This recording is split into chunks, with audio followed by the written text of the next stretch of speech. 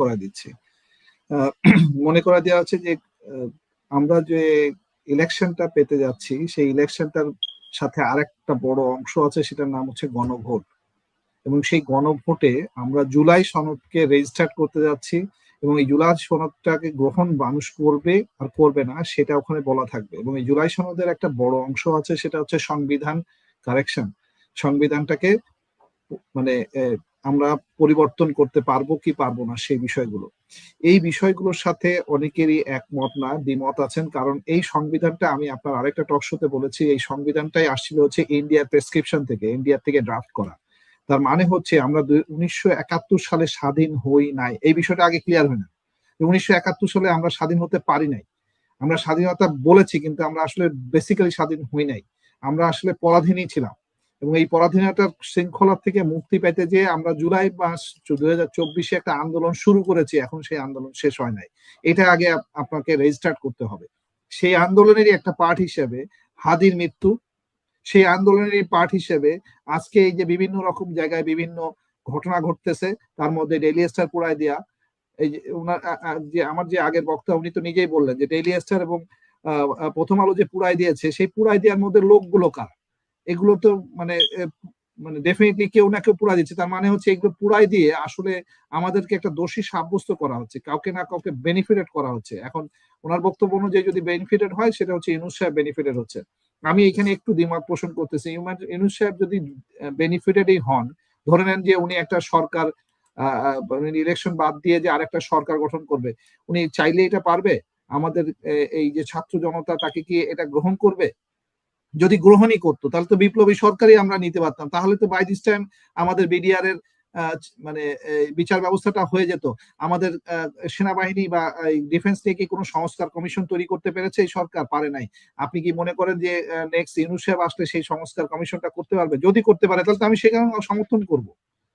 আমার যদি কোনো ইলেকশনের মধ্যে দিয়ে যদি আমার দেশকে রক্ষা হয়, তাহলে সেই দেশকে আমি রক্ষা করতে রাজি আছি। আর যদি সেই দেশকে রক্ষা করতে যে পারবে, সেই 2009 সালে যদি তাদেরকে যদি হিংস্রতার মাধ্যমে খুন করে মার্ডার করে ভয় দেখানো হয় এবং সেই ভয়ের মাধ্যমে 16টা বছর রুল করা হয়, সেই জিনিসটাকে যদি আপনি আবার ফেরত আনতে পারেন, তাহলে তো তারা সাকসেসফুল, সেই একই দলই সাকসেসফুল।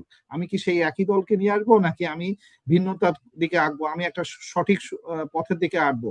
যদি সঠিক পথের দিকে হাঁটতে চাই, তাহলে আমাদেরকে গণভোটটা হতে হবে, আমাদেরকে এই ইলেকশনটা সঠিকভাবে হতে হবে।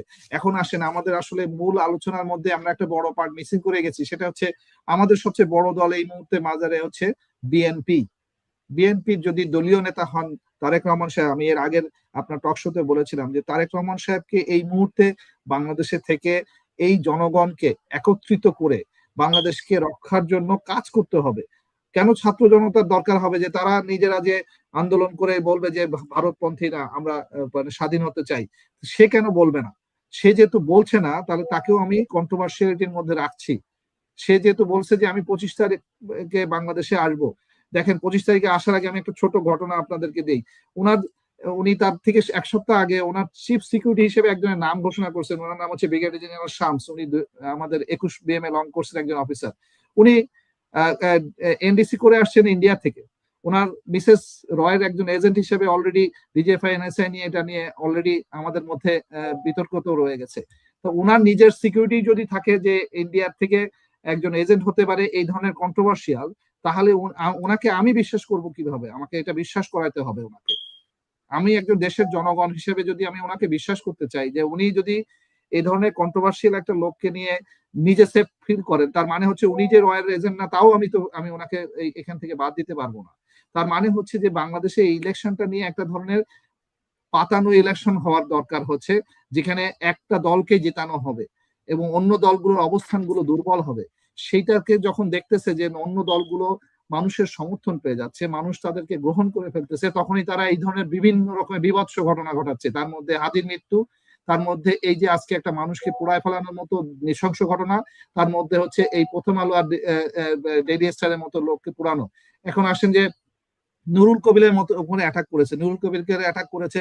নুরুল কবির গত শেখ হাসিনার আমলে কতটা মুখর ছিলেন আমরা তা দেখেছি। উনি প্রত্যেকদিন মানুষের সামনে আসতেন এবং একমাত্র ব্যক্তি আমরা তাকেই দেখতাম যে উনি শেখ হাসিনার বিভিন্ন বিষয়ে প্রতিবাদ জানাতে পারতেন। কিন্তু গত ১-১.৫ বছরে উনাকে আমরা দেখি না কেন? কোথায় আছেন উনি? কি কোথায় ছিলেন উনি? কোন বিষয়ের জন্য উনি পারতেছেন না?